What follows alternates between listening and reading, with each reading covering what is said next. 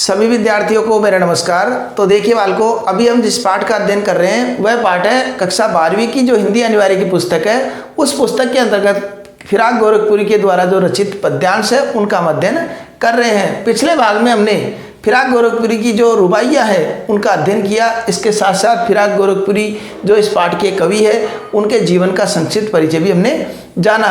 यदि आप उनसे वंचित है तो निश्चित रूप से उस भाग को भी देखिए। वैसे आपकी सुविधा के लिए उस भाग को लिंक जो है वो मैं डिस्क्रिप्शन में दे दूंगा। आई बटन में भी आपको संपूर्ण पद्यांश की जो प्लेलिस्ट है गद्यांश की इन सब की आपको मिल जाएगी, वहाँ जा करके भी आप देख सकते हैं। और यदि चैनल से नए जुड़े हैं तो निश्चित रूप से चैनल को भी सब्सक्राइब कर लीजिए ताकि आने वाले भाग आपको समय पर प्राप्त हो सके। अब ये जो पाठ आज पढ़ेंगे हम, जो गज़ल पढ़ रहे हैं, उस गज़ल को हमको बड़े ध्यान से समझना होगा क्योंकि इसका एक एक शब्द बहुत महत्वपूर्ण है और गलती भी हो सकती है। इसलिए ये भाग थोड़ा बड़ा हो सकता है, लेकिन हमको एक एक बात स्पष्ट इस भाग में हो जाएगी। इसलिए बने रहिए और पूर्ण रूप से इस पूरे भाग को देखिए। तो देखिए, पहली जो गज़ल है, गज़ल भी एक तरीके का छंद है, उर्दू का ये छंद है। और इसके अंतर्गत जैसे रुबाइया छंद बताया था उसी प्रकार गज़ल भी एक छंद है। तो यहाँ पर देखिए पहला गज़ल जो है कि नो रस अर्थात नए रस से युक्त, गूंचे का मतलब कलियां, नए रस से युक्त पंखड़ियों की नाजुक परतें खोले हैं कि नए रस से युक्त ये जो कलियां हैं अपने पंखों की नाजुक परतें खोल रही है। अब यह तो बात हमको पढ़ते स्पष्ट हो गया कि वर्णन किसका चल रहा है। इसमें वर्णन चल रहा है कि बसंत ऋतु के जो प्रातःकालीन जो कलियां खिलती है उस बसंत ऋतु की शोभा का इसमें वर्णन किया गया है कि बसंत ऋतु में क्या होता है कि नए रस से युक्त जो कलियां हैं वो अपनी पंखों की नाजुक कलियां, नाजुक जो परतें हैं, परते का मतलब परते, परत, उस परते को जिस प्रकार खोलती है धीरे धीरे, और परते बहुत नाजुक होती है, हम हाथ से खोलना चाहे तो नहीं खुलेगी हमसे। वो प्रकृति की देन है कि स्वतः ही सूर्योदय होने के पश्चात वो स्वतः ही परतें खुलती है और फूल खिलता है। कितना अद्भुत नज़ारा होता है। तो वो दृश्य निश्चित रूप से देखने योग्य है। तो क्या है कि नए रस से युक्त कलियां अपनी पंखुड़ियों की नाजुक परतों को खोलती हुई प्रतीत हो रही है। ठीक है, ये बात हमारी पहली पंक्ति का अर्थ हो गया। या फिर या लगा दिया इसमें, और या जहां पर लगा दिया जाता है तो हमको ये भी समझ आना चाहिए वहां संदेह अलंकार हो जाता है, संदेह अलंकार। या फिर इस बात से स्पष्ट नहीं हो रहा तो या देखो, अर्थात संदेह जैसे होता है ना, नारी बीच साड़ी है तो साड़ी बीच नारी है, या नारी बीच साड़ी है, इस प्रकार संदेह की स्थिति हो जाती है। तो यहाँ पर या फिर उड़ जाने को रंगो बू गुलशन पर तोले हैं, तो या फिर रंग और अपनी खुशबू को बिखेरने के लिए, उड़ाने के लिए, गुलशन का मतलब बगीचे में अपने पंखों के साथ फैल जाती है, अपने पंखों के साथ उड़ जाती है। ऐसे लगता है जैसे कि वो कली खिलती है और अपनी खुशबू और रंगों को बिखेरने के लिए संपूर्ण बगीचे में, संपूर्ण गुलशन में वो फैलती हुई नजर आ जाती है। तो यहाँ पर जिस प्रकार की देखो नए रस से युक्त पंखड़ियाँ खुल रही है, खुलती हुई प्रतीत हो रही है, नाजुक परतें खुल रही है, एक बात हो। या फिर दूसरे तरीके से कि वह उड़ जाने के लिए, इस गुलशन में उड़ने के लिए, वह अपने रंग और बू को बिखेरने के लिए अपने पंखों से उड़ती हुई प्रतीत होती है। तो यहाँ पर इसको पक्षी का रूप भी दे दिया है, इसको पक्षी का रूप भी दे दिया है। तो इस प्रकार उड़ते हुए कुल मिलाकर प्राकृतिक सौंदर्य काफी अद्भुत हो जाता है जा रही है। यहाँ पर देखिए आप, ये जो कलियां हैं, इन कलियों में आपको दिख रहे फूल कितने सुंदर और स्पष्ट नजर आ रहे हैं। तो इस प्रकार का भी दृश्य वहां पर दिखाई देता है। अब अगले पद्यांश में क्या कहते हैं, अगली गजल में, तारे आंखें। अब रात्रिकालीन का वर्णन, रात्रिकालीन में क्या होता है, तारे आंखें झपकावे है, जर्रा जर्रा सोए है कि आसमान में रात्रि अर्थात अर्धरात्रि का समय अपने हिसाब से अपने अनुमान लगा लीजिए आप, जैसे 12 बज गए, 1 बज गए, ऐसा कुछ अनुमान लगा लीजिए कि रात्रि का समय है। और इसमें तारे जो है आसमान में अपनी आंखें झपकाते हुए प्रतीत हो रहे हैं। जैसे तारे टिमटिमाते हैं उसको इन्होंने क्या बताया, जैसे तारे अपनी आंखें झपका रहे हैं। झपकाने का मतलब इंसानों की प्रतिक्रिया व्यक्त कर दी। तो यह मानव की प्रतिमान आरोपित किया, इसलिए इस पद्यांश में हम लिख सकते हैं मानवीकरण अलंकार। तो मानवीकरण अलंकार हुआ कि तारे आसमान में आके झपकाते हुए प्रतीत हो रहे हैं। जर्रा जर्रा सोए है, जर्रा जर्रा का मतलब प्रत्येक प्राणी, जीव जंतु सब विश्राम कर रहे हैं, सब सो रहे हैं। यहाँ पर भी जर्रा जर्रा शब्द 2 बार पुनरावृत्ति हुई है, इसलिए पुनरुक्ति प्रकाश अलंकार भी हो गया। यहाँ पर पुनरुक्ति प्रकाश अलंकार हो गया। इन अलंकारों की भी जानकारी हमको होनी चाहिए। तो जर्रा जर्रा सोए है, जर्रा जर्रा का मतलब प्रत्येक प्राणी, उस संसार में हर प्राणी सोता हुआ नजर आ रहा है। तो इस समय कवि क्या कहते हैं, तुम भी सुनो हो यारो, हे यारो सुनो। ये सब कुछ शांत वातावरण है, सब कुछ सोए हुए हैं, फिर भी देखो सब पर सन्नाटे कुछ बोले हैं। अर्थात इस रात्रि पर, सबका मतलब रात्रि पर सन्नाटे, इस रात्रि के सन्नाटे पर भी कुछ आवाज हमको दिखाई देती है, कुछ न कुछ आवाज हमको होता है। ये सन्नाटा भी अपने आप में चुप नहीं है, ये सन्नाटा भी बहुत कुछ हमको प्रकट करा देता है। सन्नाटे का मतलब बिल्कुल सन्नाटा हो रहा है, चारों तरफ सन्नाटा है और हम कहीं जा रहे हैं तो हमको कोई आवाज, किसी प्रकार की हलचल, ये भी डरा देता है।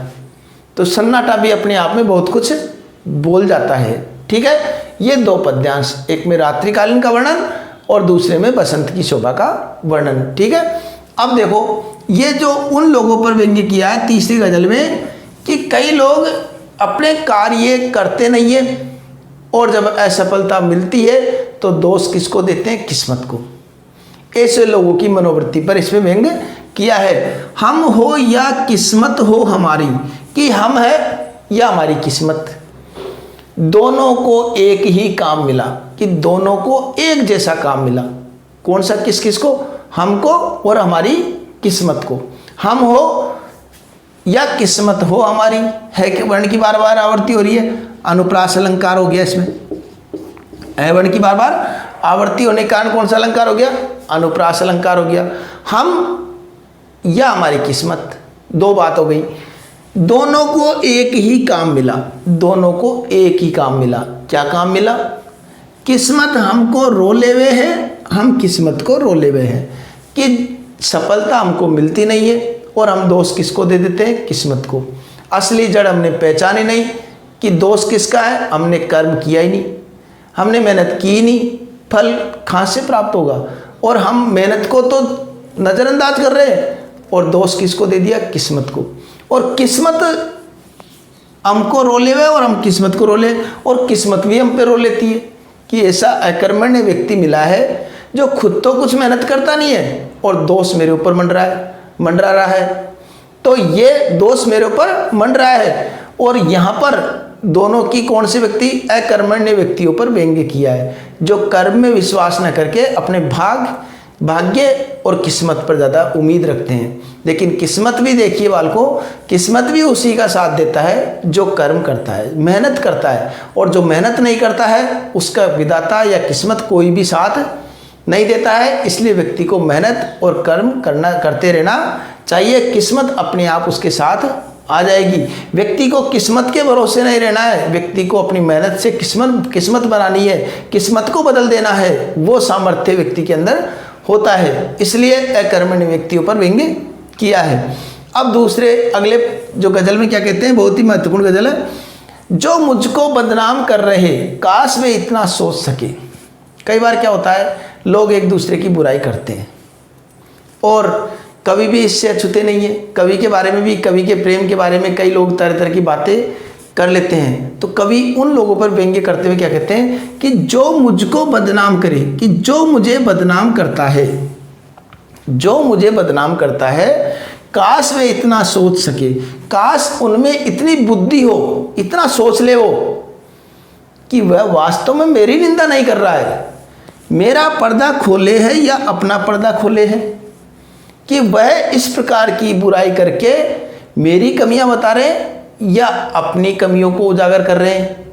अर्थात इस प्रकार की बातें करके, उसकी निंदा करके कहीं न कहीं वो अपने ईर्ष्या, द्वेष, इस तरह के गुण को सबके सामने प्रकट कर रहे हैं, अपनी जलन को प्रकट कर रहे हैं। तो अपनी कमियों को प्रकट कर रहे हैं निंदा करने वाला।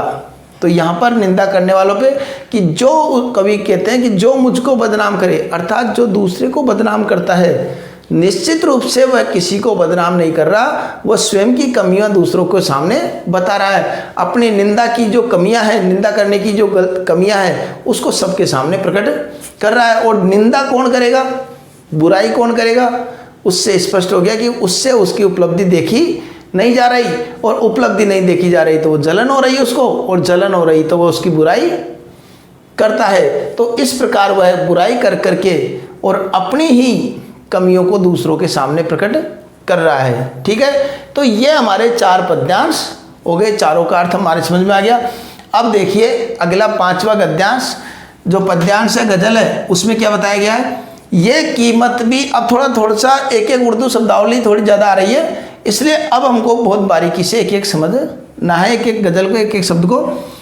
ये कीमत भी अदा करे हैं हम, बदरस्तू हो उससे आवास।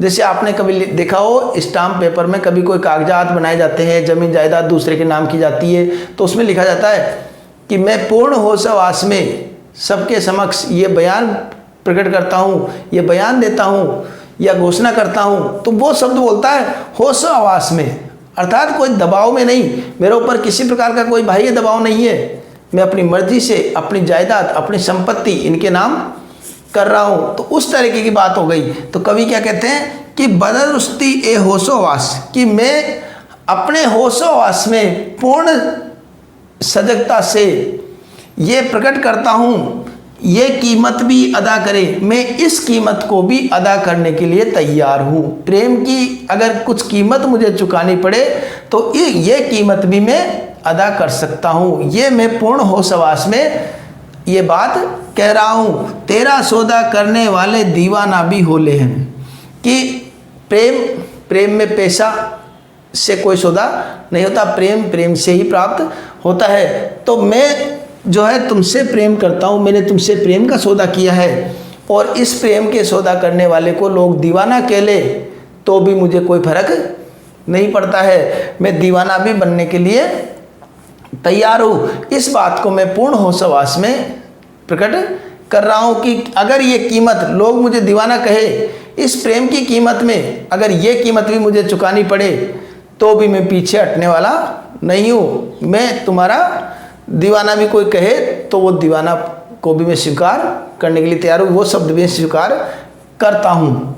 तो ये कवि ने अपनी नायिका के प्रति प्रेम भाव को प्रकट किया है। अगले में भी प्रेम की बात है कि देखो सामाजिक मर्यादा बात आती है कि कई बार नायक और नायिका, प्रेमी और प्रेमिका ये आपस में प्रेम करते हैं, लेकिन प्रेम के साथ सामाजिक मर्यादाओं का भी ध्यान इनको रखना पड़ता है।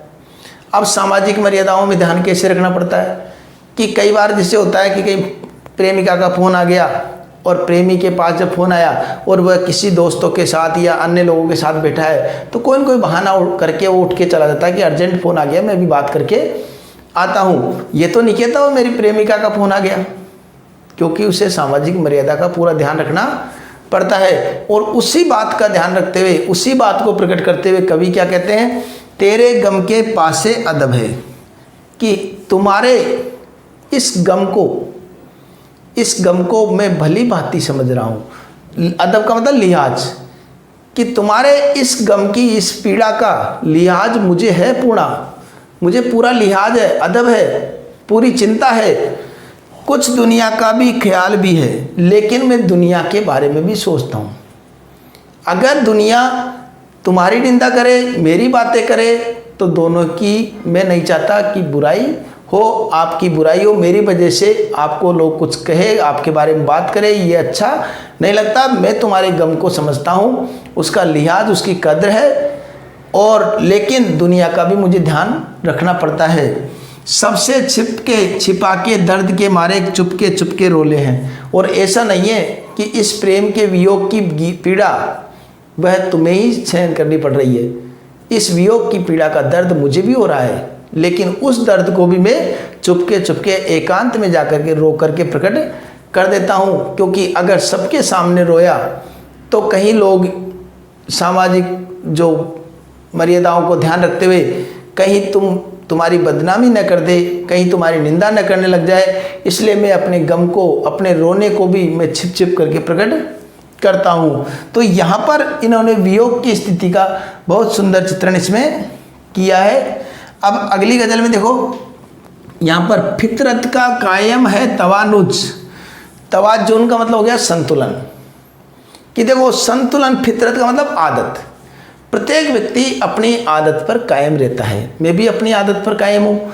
तो यहाँ पर कवि कहते हैं आलमे हुस्नो इश्क में भी, कि आलमे का मतलब यहाँ पर सुंदरता, सौंदर्य, आलमे हुस्नो अपनी सौंदर्य, और इश्क और प्रेम, दोनों में, प्रेम और इश्क में, दोनों में सौंदर्य और इश्क में, प्रेम में संतुलन बना करके मैं चलता हूँ। और संतुलन हमेशा, ये फितरत, ये इस प्रकार की फितरत, इस प्रकार की आदत पर मैं कायम हूँ कि सौंदर्य और इश्क अर्थात प्रेम, दोनों में संतुलन बनाने की आदत पर मैं कायम हूँ। उसको उतना ही पाते हैं, इसलिए कवि कहते हैं इस इश्क और सौंदर्य को व्यक्ति उतना ही पाते हैं जितना कि खुद को जितना खोले हैं।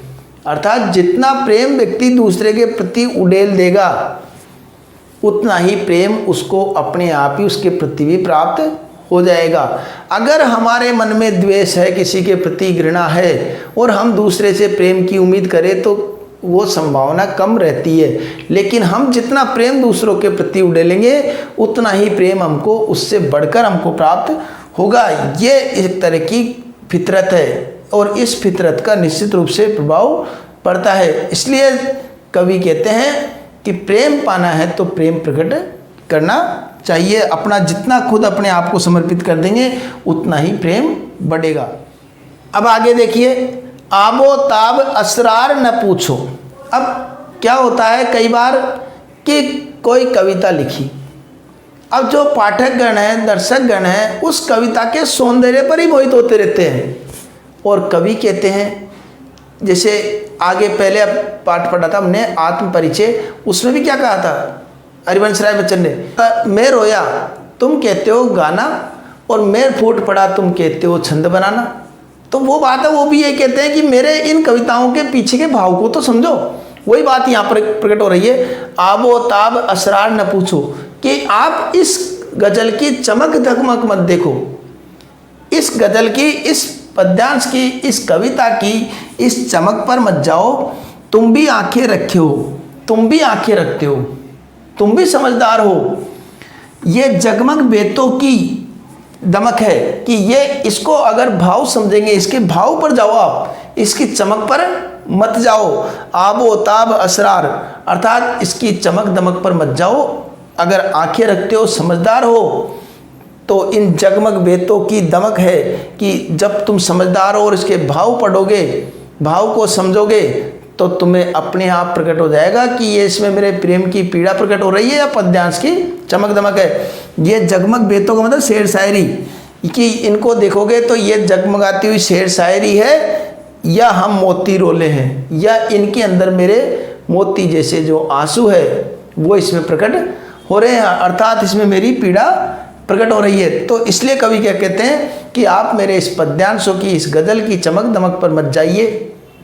तुम भी आंखें रखते हो, समझदार हो, तो समझदार हो तो इन चमकते हुए जगमगाते हुए शेरों पर ध्यान दे करके इसके पीछे जो भाव छिपा हुआ है, जो मेरी पीड़ा छिपी हुई है, उन पीड़ा की तरफ गौर कीजिए कि किस प्रकार की पीड़ा मेरे हृदय में हो रही है। उस पीड़ा को मैं इन पद्यांशों के माध्यम से प्रकट करता हूँ, उस भाव को आप समझिए और जानिए। अब देखिए अंतिम दो गजल और बच रही है, उनका भी हम अध्ययन कर लेते हैं। तो ऐसे में तू याद आवे, वो अपने याद के समय का बताते हैं कि किस प्रकार उनको नायिका की किस समय याद आती है, कि रात गए उर्दू, रात होने पर गर्दू, गर्दू का मतलब आसमान पे, फरिश्ते, फरिश्ते का मतलब जो देवता अपने हिंदी में या अपने हिंदू धर्म के हिसाब से देवी देवता बोलते हैं, तो फरिश्ते बाबे गुनाह जग खोले हैं, कि इस संसार के, जग का मतलब संसार के, बाबे पाप गुनाह पुण्य, गुनाह का मतलब पाप, और बाबे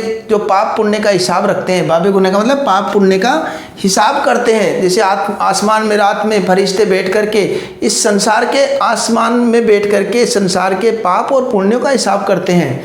और उस समय अंजुमन में रिंद्रों का मतलब शराबियों के और शराब की महफिल, अंजुमने में उस शराब की महफिलों में बैठ करके, शराबियों के साथ बैठ करके वहाँ पर शराबी की तरह ऐसे समय पर भी कौन याद होता है? उसको नायिका याद आती है। और उस गम को भुलाने के लिए, जिस गम को भुलाने के लिए वो शराब पीता है, तो शराब पीने के बाद भी वह नायिका उससे स्मरण से अलग नहीं हो पाती है। कई कहते हैं ना, गम भूलने के लिए शराब पी ली, लेकिन शराब के बाद में भी वह उसके हृदय से अलग नहीं हो पाती है। ऐसे में तू याद आए कि हे नायके, हे प्रिय, तुम ऐसे समय पर भी मुझे हमेशा स्मरण रहती है। जब मैं महफिल में, शराब की महफिल में शराब बैठ करके शराब पीता हूँ, उस समय और रात के समय, जिस समय आसमान में फरिश्ते पाप और पुण्य का हिसाब करते हैं, और उस समय मैं शराब की महफिल में बैठ करके शराब पीता हूँ गम भुलाने के लिए, लेकिन फिर भी ऐसे समय में भी तुम आराम से मुझे याद आती हो। अर्थात मैं कोई सा भी पल ऐसा नहीं है कि मैं तुम्हारी यादों से मुक्त हो जाऊं। तो यहाँ पर दो प्रकार की परिस्थितियाँ बताइए। तो दोनों में एक तो कि रात के चले जाने पर, जब आसमान में रात के समय फरिश्ते इस संसार के पाप और पुण्यों का लेखा जोखा करते रहते हैं, ऐसे समय पर कवि उस प्रियतमा के गम को भूलने के लिए शराब की महफिल में शराबियों के साथ बैठ करके शराब पीता है कि गम भूल जाए, लेकिन ऐसे समय पर भी वह उसको याद आती है। तो ये अपनी विरह वेदना को भी कवि ने प्रकट किया है। अब देखिए, अब अंतिम पद्यांश में कवि ने एक बड़प्पन बताया है। क्या बड़प्पन बताया है? कि उनको ये स्वीकार करने में, कई बार क्या होता है, कवि दूसरों की नकल करते हैं कई लोग, और ये कहते हैं हमने तो नहीं की निकल, हमने तो नकल नहीं की है, तो मेरे बनाई हुई कविता है। लेकिन कवि यहाँ पर क्या कहते हैं? सहज स्वीकार कर रहे हैं इस बात को। कैसे करें? कि सदके बलिहारी, फिराक नाम है कवि का, कि फिराक गोरखपुरी जी कहते हैं कि सदके बलिहारी एजाज सुकन इस प्रतिष्ठित शायरी पर, एजाज सुकन का मतलब है प्रतिष्ठित शायरी, प्रसिद्ध शायरी पर मैं फिराक गोरखपुरी बलिहारी हो रहा है, न्योछावर हो रहा है। अर्थात मैं बलिहारी हूँ अपनी इन प्रतिष्ठित शायरियों पर।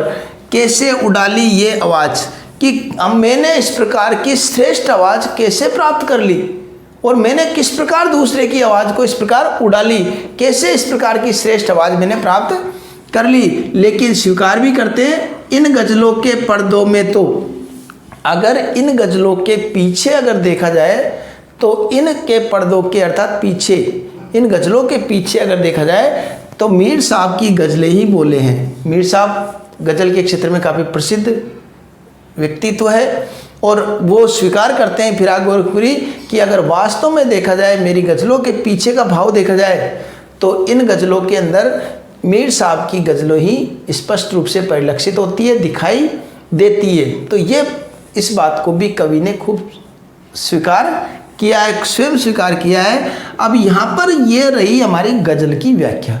अब भाषा की बात की जाए संपूर्ण गज़लों के हिसाब से, तो भाषा देखो, उर्दू और हिंदी का समन्वय, या फिर हम बोल सकते हैं यहाँ पर उर्दू की बहुतायात के साथ साथ हिंदी का भी प्रयोग। तो हिंदी और उर्दू दोनों का इसमें हो गया, और इसके साथ साथ इन कविताओं में तत्सम तद्भव भी आ रहे हैं बीच बीच में, हमने देखा होगा। और कोई अलंकार जैसे भी बताए थे मैंने पद्यांश के बीच बीच में, उस प्रकार के अलंकार भी, जैसे इसमें अनुप्रास भी आ गया गज़लों में, अनुप्रास के साथ साथ संदेह भी आ गया, संदेह के साथ साथ मानवीकरण भी आया है, इसके अलावा पुनरुक्ति प्रकाश भी आया है, पुनरुक्ति प्रकाश अलंकार भी आया। इस प्रकार के कई अलंकार इसमें आए हैं, और अलंकारों की भी जानकारी हमको होनी चाहिए। और अगर आप अलंकार बारीकी से पढ़ना चाहते हैं तो अलंकार वाले भाग आप देख सकते हैं, उनका भी मैं लिंक डिस्क्रिप्शन में दे दूंगा। अब आगे देखिए, इसमें छंद कौन सा है? छंद का मतलब गज़ल। अब इसमें देखो रस भी आया, कोई सा रस कौन सा आया? तो रस आया इसमें श्रृंगार रस। श्रृंगार के अंतर्गत वियोग और संयोग दोनों ही श्रृंगार इसमें झलक रहे हैं। वियोग श्रृंगार कई बार प्रकट हुआ है, जैसे इसी पद्यांश में देखें तो वियोग श्रृंगार रस प्रकट हुआ है इसमें। ठीक है, ये बातें हम इसमें लिख सकते हैं और फिर पद्यांश के हिसाब से जो जो व्याख्या बनती है, विशेष बनता है, वो हम लिख सकते हैं। तो ये बातें कहाँ लिखनी है हमको? विशेष में। प्रसंग इतने पद्यांश में पिछले भाग में भी उन्होंने देखा प्रसंग किस प्रकार लिखना है, उस प्रकार से हम प्रसंग लिख देंगे। व्याख्या जो पद्यांश दे, जो गजल दे, उसकी व्याख्या हमको करनी है। ठीक है, इस प्रकार हम आसानी से कार्य कर सकते हैं। आशा करता हूँ आपकी ये गजल भली प्रकार से समझ में आ गई होगी। फिर भी कोई समस्या है तो आप कमेंट बॉक्स में पूछते रहिए, मैं निश्चित रूप से उनका समाधान करता रहूँगा।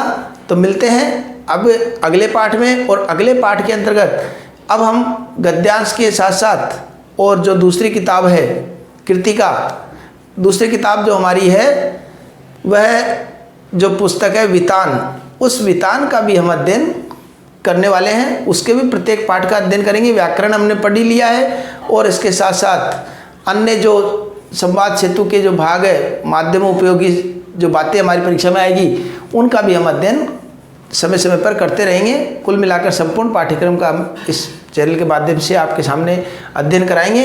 तो मिलते हैं अगले पाठ में, तब तक के लिए धन्यवाद।